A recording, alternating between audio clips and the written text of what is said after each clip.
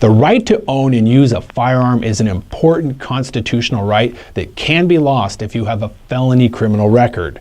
Even seemingly minor or nonviolent felony convictions can allow the state of Minnesota and the federal government to deny your Second Amendment rights, which will make it illegal to purchase or own a firearm.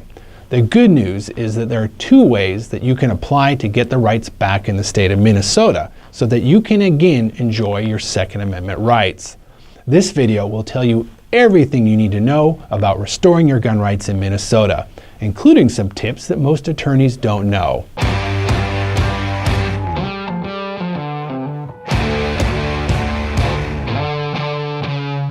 I'm Minnesota attorney Matthew Higbee, the founder of RecordGone.com.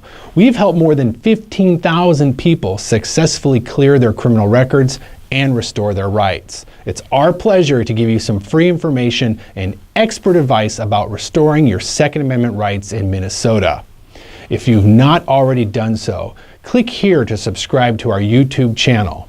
Laws are always improving and changing, and we want to make sure that you always know what your best options are for making sure your past criminal record does not hurt your future. If your case did not result in the denial of your firearm rights in Minnesota, you need to see one of our other videos. Okay, let's start with the 2 ways to restore your gun rights in Minnesota. You should know that your gun rights are restored in Minnesota automatically when your sentence expires for all felonies except those considered crimes of violence. This automatic restoration occurs when you are discharged from your offense and you complete your sentence. If you are currently serving a sentence, there's a good chance that your rights will automatically be restored, so long as your offense was not a crime of violence and you successfully complete your terms of your sentence. The Minnesota legislature defined crimes of violence to be very broad.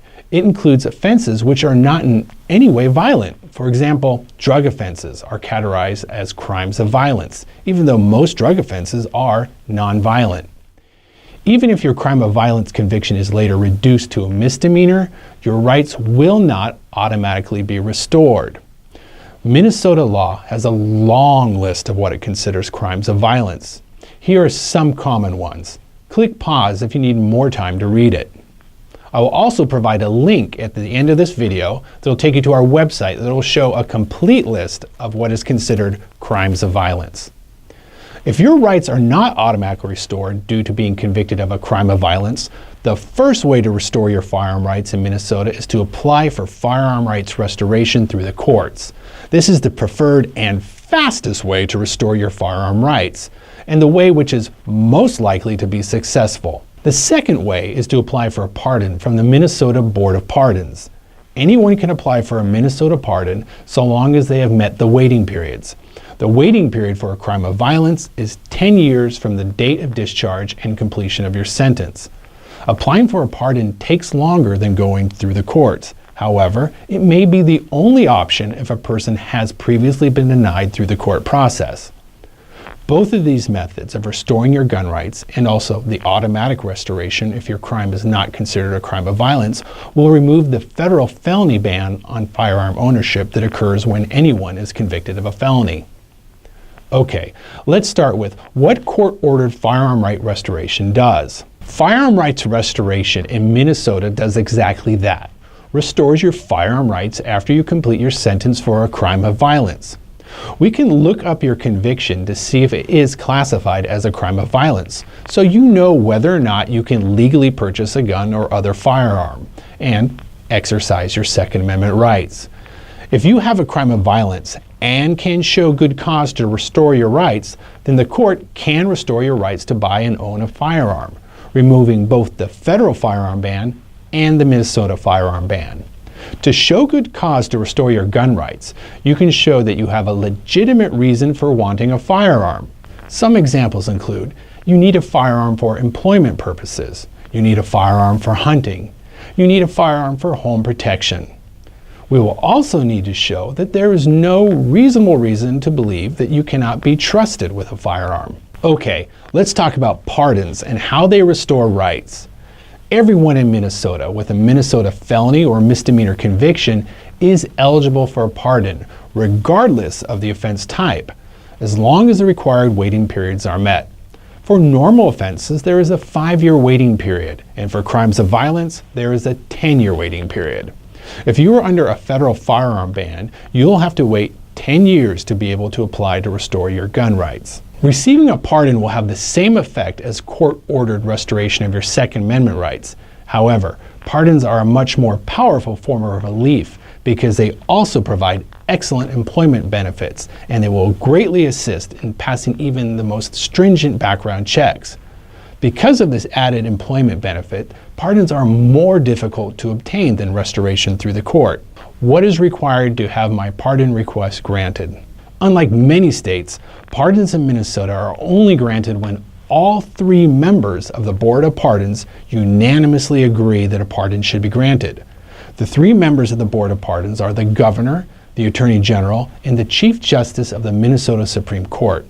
The Governor alone does not have the power to grant a pardon in Minnesota. In order to be successful, you must convince them that you deserve and need a pardon, and that you are not a risk to society. Not only must you convince them that you would not be a risk with a firearm, you also have to convince them that pardoning you will not harm potential employers who may want to know about your criminal history. Because a pardon grants employment benefits and gun right benefits, the standard for relief is much higher and it's much more difficult to obtain. Now let me answer a few common questions about firearm rights restoration in Minnesota. Is a hearing required by the court? Well, the answer is sometimes. Whether a hearing is set is dependent on whether the prosecuting attorney requests one or if the judge simply wants to know more about the case. Either way, our attorneys will prepare written evidence and then go to court for you when necessary. It is very rare that a client needs to attend court with us, and it only happens in about 2% of the cases we handle. How do I know if I am under a gun ban and whether or not I need to pursue firearm rights restoration? If you are still serving a sentence for a felony conviction, then you are under the felony ban, which may automatically be lifted upon completion of your sentence. If your offense is for a crime of violence, your rights will not be automatically restored, and you will need to petition the court or potentially apply for a pardon. We'd be glad to discuss your particular situation and give you a personalized analysis. What if my request to restore my gun rights is denied? If this happens, we will evaluate the reason for the denial, and if we disagree with the decision, we can almost immediately file a request for the judge to reconsider the decision. If a pardon application is denied, we can evaluate the reason for the denial and determine the next steps to best allow you to restore your Second Amendment rights. Here are some expert tips. But first, let me give you a little information about us. We have helped thousands of people get a second chance in life, and we would love the opportunity to help you too. We do the job right, and we do what we believe is the most thorough gun rights restoration possible. We don't leave anything to chance when it comes to restoring your Second Amendment rights. Okay, here are a couple expert tips.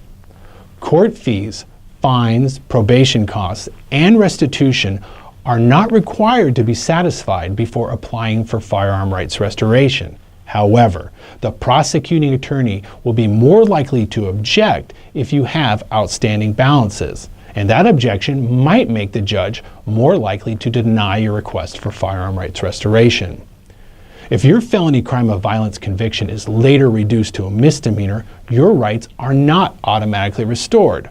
A court or the Board of Pardons must grant you restoration before you can enjoy your Second Amendment rights again. Sometimes a person is denied a gun purchase wrongfully.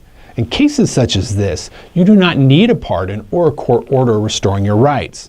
Rather, you need to petition the agency that denied your gun rights purchase in order to correct the mistake that led to the denial.